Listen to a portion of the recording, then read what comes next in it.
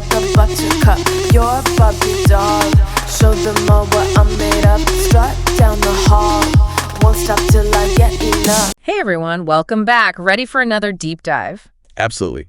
Always ready to dig in. Well, let's rewind the clock back to New Year's Eve, shall we? Sounds good to me. Picture this. Tampa Bay. The ReliaQuest Bowl. The Michigan Wolverines are facing off against the Alabama Crimson Tide. Now that's a matchup. It was. And I know what you're thinking, another bowl game recap. But trust me, this one is worth a closer look. Oh, yeah. We're going beyond the final score and diving into the individual stories, the rain-soaked drama. This game was anything but ordinary. I'm intrigued. What are we talking about? We're talking a freshman running back who stepped up big time, a quarterback facing a make-or-break moment, and a streak that Alabama did not want to see broken. Oh, yeah. Alabama and their streaks. They're kind of known for that, aren't they? Always chasing history. Exactly. Yeah. And that's what makes this game so fascinating. We're not just talking about a bowl game. We're talking about Alabama's pursuit of their 17th consecutive season with 10 or more wins. Oh, 17 seasons in a row. You heard that right. A streak that hasn't been broken since, get this, 1936. That's incredible. You know, that kind of legacy puts a lot of pressure on every single game. Oh, absolutely. Every game becomes a must-win. And then, as if the stakes weren't high enough already, Mother Nature decides to throw in a curveball. Uh-oh. What happened? It started pouring. I'm talking torrential downpour, the kind that makes you want to curl up on the couch with a blanket and some hot cocoa. Oh, man. Not ideal for a football game. Yeah. How do you think that rain affected things? I'm curious to get your take on that. How do you think that kind of weather impacts a team's game plan? Well, you got to think it probably forced both teams to play more conservatively, right? Run the ball more, take fewer risks. It makes sense. You wouldn't want to risk a fumble in those conditions. Especially with so much on the line. So let's talk about that first quarter. Alabama comes out, and it's a complete disaster. A disaster? How so? 3 turnovers, a failed 4th down conversion, and Michigan takes full advantage, putting 16 points on the board. Whoa. Not the start Alabama was hoping for. What went wrong for them? Right. Was it the rain? Were they just off their game? Or was there something more? That's the million-dollar question, isn't it? That's hard to say for sure. I mean, obviously the rain didn't help. Right. But you also have to wonder if maybe Alabama underestimated their opponent. Maybe they weren't as prepared as they should have been. That's a good point. You know, it's fascinating how uncharacteristic that start was for a team like Alabama. They're usually so disciplined and precise. Right. Like a well-oiled machine. Exactly. To put things in perspective, that was the most points Alabama had given up in a single quarter since their game against Tennessee back in 2022. Oh, wow. That's saying something. Tennessee always gives them a run for their money. They do. But amidst all that chaos, there was one player on Michigan's side who was a beacon of consistency. Their kicker, Dominic Zvada. Oh, yeah, the kicker. I've heard of him. He's pretty good, right? This guy was an absolute machine. He nailed all 4 of his field goal attempts. Talk about clutch. Wow. 4 for 4. Right. In those conditions? That's incredible. Right. In a game where points were so hard to come by, every kick mattered. It's true. You know, finding a reliable kicker in college football is like striking gold. They're notoriously unpredictable. They are. And Zvada's performance under that kind of pressure, it really adds another layer of intrigue to this game. It does. Do you think this game put him on the NFL's radar? I'm curious to know what you think. Do NFL scouts pay attention to single-game performances like this? Or are they looking at the bigger picture? I think they're always looking for talent wherever they can find it. Right. And a kicker who can perform under pressure. That's valuable. So I'm sure scouts are taking notice. But they'll also be looking for consistency over his entire college career, not just one game. That makes sense. It's all about the long game. Exactly. Okay, so back to the game. Now, Alabama wasn't going down without a fight, right? They rallied in the later quarters, scoring 10 unanswered points. Oh, really? Yeah. And get this, they even drove all the way to Michigan's 15-yard line in the final minutes. Oh, wow. They almost pulled off a comeback. They almost did. It was a nail-biter right down to the wire. Talk about drama. It was intense, and I think it says a lot about the character of this Alabama team. Even facing a huge deficit in those awful weather conditions, they didn't give up. Yeah, they kept fighting until the very end. They did. And speaking of fighting spirit, let's talk about a player who really embodied that, Jordan Marshall. Jordan Marshall, who's that? He's a freshman running back for Michigan. A freshman. Yep. And he was thrust into the spotlight because of opt-outs by some of the more experienced players. Opt-outs, what do you mean? Some of the older players decided to sit out the bowl game, to protect themselves from injury before the NFL draft. I got it. Makes sense. So anyway, this freshman, Jordan Marshall, he gets his chance to shine. And boy, did he deliver. He had 100 yards rushing, including a crucial 24-yard run in the fourth quarter. 100 yards? Yeah. As a freshman against Alabama. That's impressive. It really is. Talk about trial by fire. Yeah, no kidding. What a way to make a debut. So tell me more about him. What stood out to you? What kind of player is he? Well, it's interesting, isn't it? While some of the older players are opting out, this freshman steps up and delivers under immense pressure. Yeah, it's almost poetic. I wonder, do you think those opt-outs motivated him? Was this his chance to prove himself? That's a great question. We'll definitely have to dive deeper into those individual stories later. But before we do, I want to zoom out a bit and set the stage for the bigger picture here. We've got a powerhouse program like Alabama facing a surging Michigan team that's been making waves in the transfer portal. The transfer portal? That's changing the game of college football these days. It's like free agency. I know. And Michigan has been capitalizing on it. They've been attracting some top-tier talent, even pulling players away from programs like, Alabama. Oh, wow. That adds another layer of complexity to this rivalry, doesn't it? It does. It's not just about one game anymore. We're talking about the shifting landscape of college football, the power dynamics. It's fascinating stuff. It really is. Yeah. And this game, it feels like a microcosm of those larger forces at play. Absolutely. All right, let's take a quick break. When we come back, we'll delve deeper into the individual storylines, explore the impact of the transfer portal, and try to make sense of what this game means for the future of these two programs. Sounds good. I can't wait. Stay tuned. Before the break, we were talking about the transfer portal. Yeah. And it's really a game changer in modern college football, isn't it? It is. It's completely changed the recruiting landscape. It really has.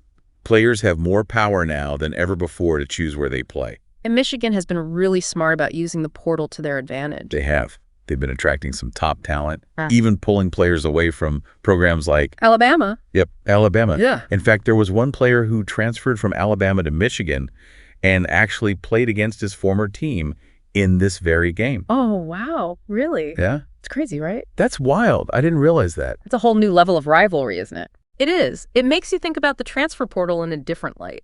Definitely. It raises some interesting questions about parity in college football. And is it leveling the playing field? Or is it just making the strong programs even stronger? Exactly. It's a double-edged sword. It is. But for now, let's bring it back to the game itself. Okay. I want to talk about Jalen Milroe, Alabama's quarterback. Yeah. This is a big game for him. Potentially his last showcase before the NFL draft. Right. It was a crucial performance for him. And he had some flashes of brilliance, like that 41-yard run. Oh, yeah. That was impressive. But then there were also those costly turnovers, especially in the first quarter. Yeah. Those were tough to watch. They were. What was your overall impression of his performance? I think we saw both the promise and the pitfalls of Jalen Milroe in this game. How so? Well, he's incredibly athletic, no doubt about it. And he has a cannon for an arm. He does. But at the same time, he seems to struggle with consistency and decision-making under pressure. I see what you mean. Those 3 first-quarter turnovers were definitely a sign of that. Exactly. And those are the kinds of mistakes that NFL scouts really pay attention to. Do you think this game hurt his chances of being a high draft pick? It's hard to say for sure. Yeah. Scouts look at so many factors, Right. but this wasn't the statement game he needed. It wasn't the ideal performance. Nope. They'll be looking at his entire body of work, his consistency over time. I got it. So this game will raise some red flags, but it won't necessarily define his draft prospects. Right, exactly. Okay, so let's shift gears and talk about the other side of the ball. Okay. We already touched on Jordan Marshall's impressive performance as a freshman running back. Yeah, he was amazing. He was. But I want to dig a little deeper. He was facing a formidable Alabama defense, and he didn't back down from the challenge. No, he didn't. He rose to the occasion. What qualities stood out to you about his performance? Well, his vision, for one thing. Mm-hmm. He just seems to have this knack for finding the holes in the defense. He does. He's like a human highlight reel. So elusive. And once he gets into the open field, forget it. He's tough to bring down. You can tell he's running with a purpose. Absolutely. And, you got to remember, he's doing all of this against one of the best defenses in college football. That's what makes it even more impressive. Right. It's not like he was running against some pushover team. No. This was Alabama. Exactly. So do you think we're seeing the emergence of a future star here? It's definitely possible. Yeah. He's got all the tools, Yeah. the talent, the drive. Oh. If he keeps developing at this rate, he could be a dominant force in college football. I agree. And his performance becomes even more impressive when you consider the context. Oh, yeah. The rain, the pressure of playing against Alabama, and the fact that he was thrown into the starting role because of those opt-outs. Talk about stepping up to the plate. He did. It's a testament to his talent, but also to the coaching staff at Michigan. Oh, absolutely. They clearly believe in their players, even the younger ones. They do. And I think that speaks volumes about the culture they've built at Michigan. For sure. It's not just about star power. They're developing players from the ground up. Right. It's like a passing of the torch in a way. You know what it is? The older players opting out and the younger players stepping up to fill the void. And that creates a sense of continuity. It sets the stage for future success. Absolutely. Yeah. It's a fascinating dynamic. And it's something we're seeing more and more in college football. It is. With the transfer portal and NIL deals, the landscape is changing so rapidly. It is. Players have more options than ever before. And coaches have to be more adaptable. Exactly. They have to adjust their strategies, think outside the box. It's definitely making things more interesting for us fans. It is. Keeps us on our toes. But before we get too sidetracked, I want to circle back to that theme of shifting landscapes. Okay. We've talked about individual players, but I want to zoom out again and look at the bigger picture. The big picture. Yeah. What does this game tell us about the state of college football? Is this a sign of things to come? That's a great question. Is this a one-off, or are we witnessing a real shift in the balance of power? So we were talking about shifting landscapes and new chapters. Yeah. In this game, it felt like a real statement win for Michigan, wouldn't you say? It did. They took down the reigning national champs. A program that's basically synonymous with dominance. Exactly.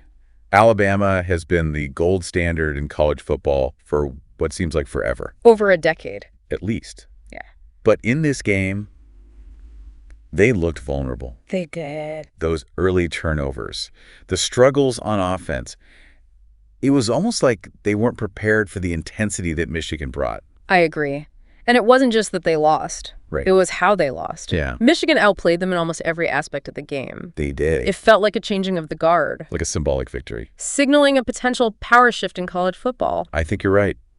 You know, we've already seen Michigan making waves in the transfer portal, Yeah. attracting top talent, building a program that can compete with the best. And they're doing it with a mix of experienced players and rising stars like Jordan Marshall. Exactly. They've got a good balance. It's a recipe for sustained success. It is.